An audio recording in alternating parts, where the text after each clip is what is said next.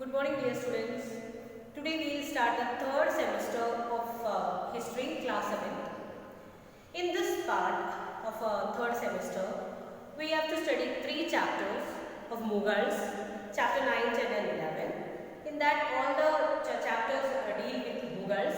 In the first chapter, we will study about Babur and Humayun, then Akbar, and then the last one we will study about Shah Jahan and Jahangir, Shah Jahan and Aurangzeb. So this is a topic which you have to study in this semester and one chapter of civics, that is directive principles. So first we will start with Babur, or the starting or the beginning of Mughal Empire in India. The Mughal Empire in India started just after the fall of the last Sultan ruler, Ibrahim Lodi. So Ibrahim Lodi was the last ruler of Lodi dynasty. When we discussed about the sultans, and coming towards the end, we discussed that the Lodis are the rulers who ruled India for the last, they are considered as the last rulers, and they ruled for about 75 years. In that, Ibrahim Lodi was the last ruler. He was defeated by Babur, and he started the Mughal rule in India. And why we call these Babur and the remaining rulers as Mughals? Because of their Mongol ancestry. That means they belong to Mongols. And this Mongol ruler, you have heard about Timur, Genghis Khan, etc. And this Mongol ruler, Genghis Khan, was his relative, and we can say that from his mother's side, Genghis Khan, and from his father's side, Timur. And like that, he was having a relation with this Mongol rulers. And after that, another important thing is, these people who came to India, they were invited by the people of India, or uncle of this Ibrahim Lodi, Daulat Khan. He invited him to India. During that time, he was also in a bad condition in his empire. He lost his empire, and later he defeated Kabul, and during that time he was ruling Kabul, and he was having threat from the Uzbek rulers also. So he took it as an opportunity to come to India, and he thought that India is a country where enormous wealth is there, and this wealth will help him to maintain a good army, and so that he can start making his empire from India. So he took it as an opportunity and came to India and defeated Daulat Khan, and later the first battle of Panipat was the stepping stone in which he defeated Ibrahim Lodi and started the empire. So we will continue this class with two PowerPoint presentation also. In that you will see all the important points related to Mughals and about Babur, about his work, about his autobiography, and what are the reasons why he came to India, why he defeated India, and what are the reasons how he became a victorious, and how he started the rule in India, etc. So these are the main points which we have to study in this portion of our chapter. That is, first one is Mughals. Who are these Mughals and why they are called as Mughals? They are called Mughals because of their Mongol ancestry. The second one is Mrs. Babur. He was a ruler of who came to India, who defeated Ibrahim Lodi and made an empire in India. And then we will see the conquest.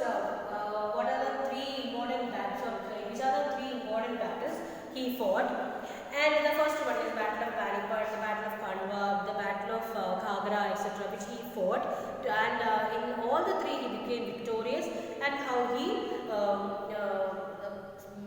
put a first step in India and started defeating small places, and how he became a big the beginner of a huge empire in India.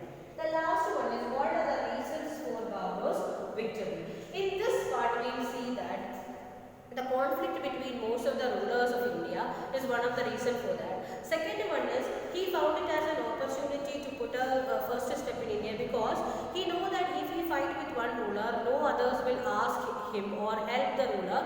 So he took it as an opportunity. Another thing is, he was a person who was a good orator or a speaker who can even put life on dead man. So like that, he was a person who speaks well, who was a diplomat, who planned well. Though his army was very less, he planned in such a way that he fought with a huge big army of Ibrahim Lodi and defeated him very easily.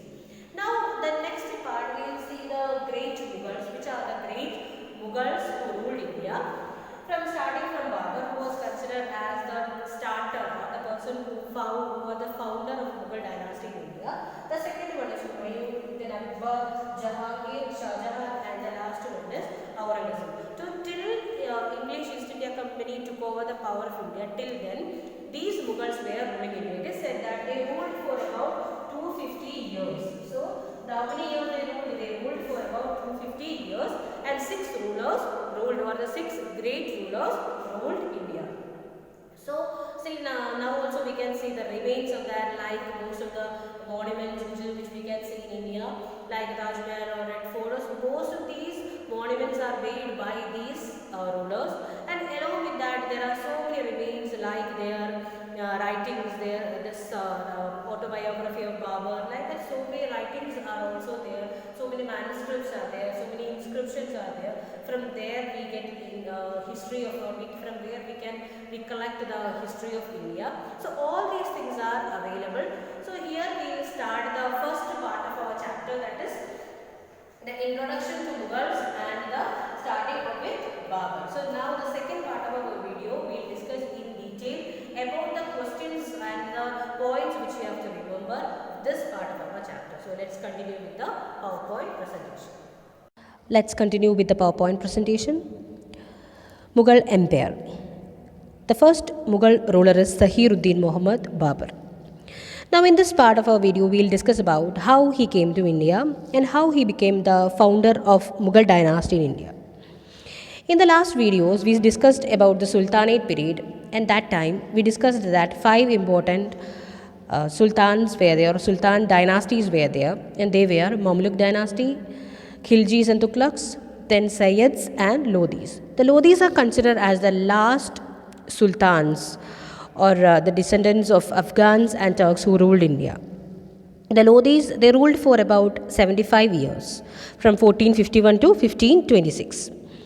During that time, the 3 important Lodhi dynasties were Bahlul Lodhis, Sikandar Lodhi and Ibrahim Lodhi, 3 important rulers. And in that, Ibrahim Lodhi is considered as the last important Lodhi ruler. And he was overthrown by Babur, and Babur started the Mughal dynasty in India. And Babur was invited by Daulat Khan Lodhi, the governor of Punjab, and Alam Khan, an uncle of Ibrahim Lodhi. They invited Babur to India. Babur saw it as an opportunity to conquer India and cross Indus and occupy the northwestern part of Punjab. So he came to India the next year in 1524, and after that next year he defeated Daulat Khan Lodhi, who invited him. And then he fought a battle with Ibrahim Lodhi, and that battle is very important. It is called as the first battle of Panipat. It was in 1526. And this battle marked the beginning of Mughal Empire in India. In this battle, Babur defeated Ibrahim Lodhi and became the ruler of Delhi, and he started his rule from Agra as his capital. Very important, he started his empire in occupied Delhi, and he started to rule India as Agra as his capital. Now about the Mughals. They belong to the Mongol ancestry. Babur was the descendant of Mughal ruler Genghis Khan from his mother's side and the descendant of Timur from his father's side. The Mughal dynasty continued to rule for nearly 2.5 centuries. That means they ruled for about 250 years, and 6 important Mughal rulers are there: Babur, then Humayun, Akbar, Jahangir, Shah Jahan and Aurangzeb. In that, Babur, he ruled for about just 4 years, and he was considered as the beginner of Mughal rule in India. He ruled only for 4 years. Babur inherited a small kingdom of Farghana in Central Asia after the death of his father in 1494. He conquered Kabul in the year 1504, and from there he started his conquest of India. So in this part we will discuss about what are the reasons that forced Babur to invade India. And the main reasons are, the first one is Babur was ousted from his ancestral kingdom of Samarkand and had no other option but to move towards India. The second one is he was tempted by the fabulous wealth of India. Third, the territories under Babur did not yield much sufficient income to maintain his army. Fourth one, he considered India as a safe place of refuge and a suitable base to launch operation against the Uzbeks. During that time, Babur feared attack of on Kabul by the Uzbeks. He was during that time he was in Kabul, and he feared the attack of Uzbeks. So he took it as an opportunity to protect himself from the attack of Uzbek. On the eve of Babur's invasion on India, there was no powerful central authority in India, and it was divided into a number of small states. So usually these small kingdoms were constantly at fight with each other, and Babur took it as an opportunity because he knew that if he fight with one kingdom, he just want to fight with that ruler only, because no neighbor will protect him or come to help him. So that was the condition during that time, that there was no cooperation with each other. So he took it as an opportunity to come and fight with each state or small states and defeat them. He understood that condition of India is so favorable that he can fight with each small kingdom and defeat it. So he came to India. So these are the reasons why he took it as an advantage when Daulat Khan invited him, why he took it as an opportunity to come to India and to conquer India. Now we'll move to the next part, that is the great Mughal rulers. Just we'll go through that, who all are the great Mughal rulers. Sahiruddin Muhammad Babur, his full name is Sahiruddin Muhammad Babur. He ruled for just 4 years from 1526 to 1530. After him his son Humayun. Here it is given 2 years because during the time, that is 1530 to 40 he ruled, and after that the kingdom was defeated by his name is Sher Shah Suri. He came and he defeated India during that time and overthrown Humayun. And Humayun fled for about many years, about 40 to 55, that is about 15 years. And after that he came, he defeated Sher Shah and he became the ruler. And then it was just for 1 year. And after him, Muhammad Akbar became the ruler from 56 to 1605. Then Nasruddin Muhammad Jahangir from 1605 to 1627. Then Shah Jahan, he ruled for 1627 to 1658. And after that, last ruler was Aurangzeb, that is from 1658 to 1707. And after those rulers ruled India, they were not that much important. Many rulers were there till the British East India Company took over the power. Till then, these Mughals were ruling India. Now the next portion, it is a very important part of our chapter, that is the battle fought by Babur. We can say that about 3 battles he fought, and it is considered as the most important battle which made or laid a foundation for the Mughals in India. The first one is First Battle of Panipat. It is 1526. Babur defeated Ibrahim Lodi. These 3 fight or battles and their years, and with whom they fought, with whom Babur fought, and what was his result, or what was the result of that. The result is, obviously we know that in every fight Babur won. And this you have to understand, you have to learn. And these are the 3 battles. The first one is First Battle of Panipat, 1526. Babur defeated Ibrahim Lodi. Second one is Battle of Kanwa. It is in 1527. Babur defeated Rajput Confederacy led by Rana Sanga of Chittor. Third one is Battle of Khagra. It is in 1529. Afghan chiefs of Bengal and Bihar was defeated by Babur. So these are the 3 important battles fought by Babur. And in 1530, Babur's empire in India, it extended from Punjab to the frontier of Bengal and from Himalayas to Gwalior. That was the extent of Babur's empire. So these 3 battles are very important, and its years are very important to learn that. Again, Babur, he was a born leader, a brave military general, and a great scholar. He was master of both Persian and Turkish language. His autobiography Tuzuk-i-Babur or Babur Nama is very important, and it is considered as the best, one of the best autobiography. I think you know the difference between an autobiography and biography. Biography of a life sketch written by of a person by some other one, and if you write your own life sketch, it is called autobiography. Babur was a musician, calligraphist. Calligraphy means art of beautiful writing.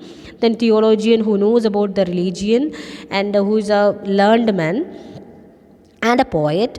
And in 1530 he died and he was buried in a garden in Kabul. So this is a winding up of Babur, and the important points which you have to study in this is his two languages he mastered are Persian and Turkish, then his autobiography Tusuki Babari or Babur Nama, and the next one is he died in 1530 and he was buried in Kabul. Now, what are the reasons for Babur's victory? How he won India? The reasons are Babur was a better military general and a diplomat than Ibrahim Lodi. One of the biggest cause of Babur's victory was his impressive personality. It is said that he had the capacity to infuse spirit in the dead bodies with his lively speech. He was a very good spokesman and a courageous man. He was that much powerful that his speech even made the dead bodies get up to fight. So he was such an inspirational person. So he was a diplomat and also a very good speaker or an orator. The next one is Babur introduced a new mode of warfare in India, that is using artillery and cavalry.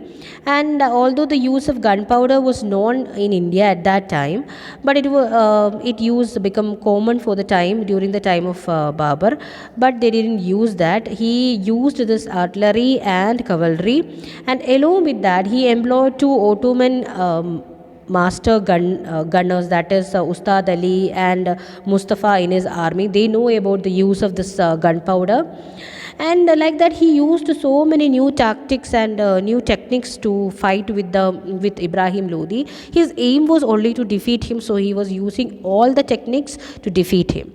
The next one is Babur's army was numerically inferior to that of Ibrahim Lodi, but he strengthened his position by using tactile and diplomacy. So he used new techniques, even though his number of people or the fighters were less, but he used so many techniques. And the next one is Ibrahim Lodi made use of elephants in the warfare, but the horses of Mughal cavalry were more active than elephants which is used by Ibrahim Lodi. Next one is Babur's army was better disciplined than Ibrahim Lodi's army. Disunity among the Indian rulers was another cause that led to Ibrahim Lodi's defeat. That is another important thing. Most of the rulers were constantly at fight with each other, so he took it as an opportunity to defeat Ibrahim Lodi. Next one is Ibrahim Lodi was an inefficient general who could neither properly organize forces nor plan the battle well. So that is the main reason why he was defeated by Babur. He was not an efficient general, or he was not a good planner. He couldn't plan properly and he couldn't execute well. So these are the reason why Babur won the victory won the war, and how he became victorious, and how Mughal Empire started in India.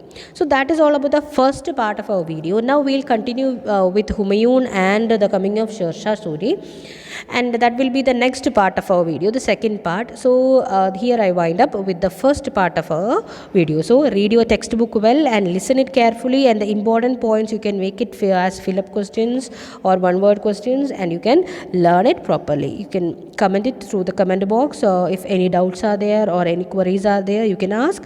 So listen to the class properly. So wait for the next video. Thank you.